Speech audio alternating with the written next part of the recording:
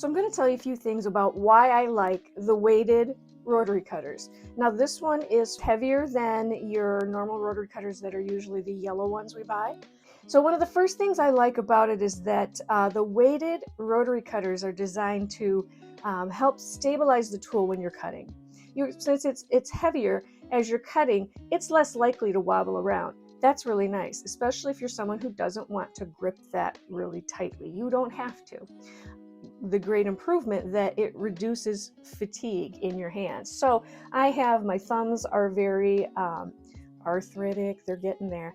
And when I cut for a long time, it gets sore. This will cut down quite a bit. And I've had quilters who have problems more in their wrist and in their elbows say it helps them as well. So that weighted means you press down not as hard, less pressure that you have to put to cut your fabric.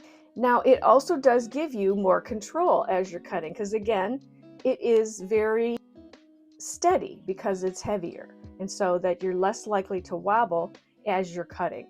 Now the one thing you need to know about every rotary cutter is that you need to close the blade. Now I'm going to show you on this one. This one's different. So this is a left or right. These are really nice. If I push the button this way, this side's open. So that's my left hand. There you go. Left-handed.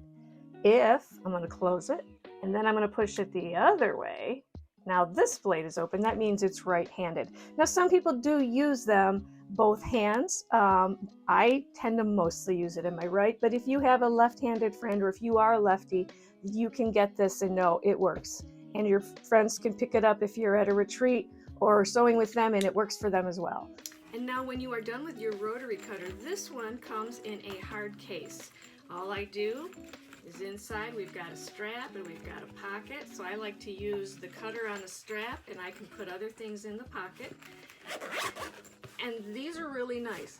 Ta-da! So if you don't have a hard cover, these particular ones come with the, there he goes, creative grids. One thing I do have is I like to use the same blade in my rotary cutter instead of throwing it out, I sharpen it. And I'm going to show you, I use this. This is a sharpener that is a manual sharpener. And I'm going to show you how this works. So first of all, I love this rotary cutter because all I have to do, there's a release button here. All I have to do is push that button. There we go. And then the blade is one piece. Boom. I don't have a bunch of little pieces. So I'm going to take that.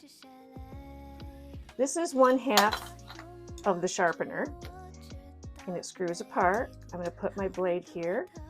I am going to screw that in. So the blade is there. And now this is the other half. This is the sharpening surfaces. There are two. One side is yellow, one side is black. I'm going to get a little bit of water. That's coffee. Water. I'm going to get the water, and I'm going to put just a few dabs around so it's just wet. It's not dripping. And I'm going to now pick up my rotary blade and I'm going to place it in here. Now here's the water is one of the secrets. And the other secret is you do turn it 30 times. The packaging will tell you that, and you turn it 30 times in one direction. Now, when I have 30 on that side, I am going to now flip this over so I can side B on the yellow, and I'm going to do 30. Always forward, 30 times. Now what I'm going to do is I'm going to flip the disc over to the finer side, and I'm going to put water on there, just a few drips with my finger. And now I'm going to start with side A 30 times. 30, 30, da, da, da, da, da. And then, just like before, side B on the left 30 times. And that will give you a nice sharp blade to go back into your rotary cutter. What you do need to know is that you can get out nicks if you've run over a pin. You can use that until that nick is gone. So if I have a nick though, I really hit a pin and immediately it's a problem with the blade, I might have to sharpen that twice or 60 times on each. And so it's just something, actually what I like to do is when I'm sewing, I don't like to be so slowed down. So I have two rotary cutters. I will use one. If it starts to get dull, I'm going to set that aside and grab the other one. And then, because I like to watch movies, I will take this down at night and I'll sharpen my blade. And it just takes a little bit of time. I'm watching television, it's not a big deal, and it's done. These are simple and they are effective. There's nothing, it's not electric, it's not anything else. You don't need a battery, it's not gonna lose its charge, anything like that. This is good old manual, but a really, really good tool. You may have seen this before. This is 505 spray. It's been around a long time. One of my favorite things for small projects. So if I'm going to be doing a wall hanging or a table runner, rather than baste it, I'm going to use this. This is temporary adhesive for fabric, which is exactly what it is. So what I'll do is I will lay down my on my cutting table, I will lay down my backing and I'll spray the backing. I'll then lay down the batting that I've already cut to size, pat it down. Then I'm going to spray that batting lightly, and then I'm going to take my wall hanging and my table runner, put that on top, and I'm going to pat it down. And then you have it ready to go to the sewing machine. Now, I said small projects is what I like this for. People do use it on large quilts. I have not gotten that good at it yet. And mostly because when I'm doing a quilt, I'm likely going to hand quilt it. And so if it's when I'm on the couch and I'm hand quilting, I have it all wadded up around me so I can get my hand in there.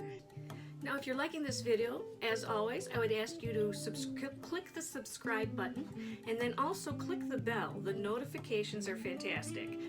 Once you click that bell, what will happen is you will get notifications as when new videos come. So all your favorite quilters, click that button for the bell and subscribe, and you'll see us as soon as we've got new stuff for you.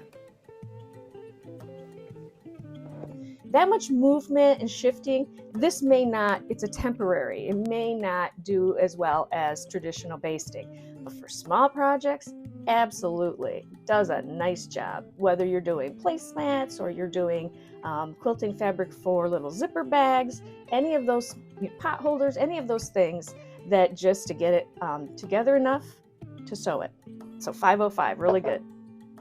Same company, different spray. This one is called Grippy, and it's a non-slip coating. This is for your rulers, and you're going to be amazed when I tell you what this does. So let's say you have a ruler, and it is one you've had for a while, and it is shiny and it is slippery. So there's a lot of different products you can try for putting some non-stick things on there to help it from sticking. I have found this one is fabulous. The minute I used it, I knew it was fabulous. So you take your ruler out, you spray this on the back of your ruler, and just a thin coating, doesn't take very much spray. This bottle will last me forever.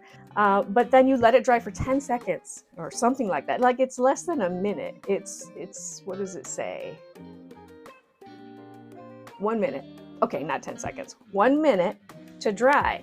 Now it is that nice coated surface, just like some of the non-stick rulers that are out there that come this way. Instead of buying a whole new set of rulers, you can go with what you have. Those rulers are fabulous, but now this is fabulous too. And these are the rulers I already have. Now I'm going to put this down on my fabric, and it's not going to go anywhere, which is really nice. Going to get that nice straight edge. But now the problem is, if I have it on my fabric and then I want to make my cut and then move it to the next spot and make my cut, it doesn't move by just sliding it like it used to. So now I need a handle. This one, it's simple.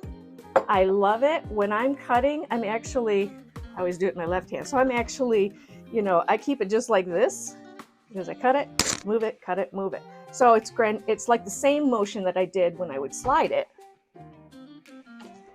And then let me show you how simple this is. This is a knob and a suction cup. Now these, I'm going to give you the links to all of these. This is the one I've tried, and this is the one I love. There's a couple that I really like, but this one right away. So I'm going to just take this, and I like to give it a good slap. I don't know if I have to slap it. I just like to. But that's not going anywhere. And that's what I love about it. In fact, if I try to pull this up, it's hard. I can't get it up. And so there's a little tab. All I got to do is peel back the little tab, and it's off. It's like magic, but it's just very simple and it works. And that's what I like.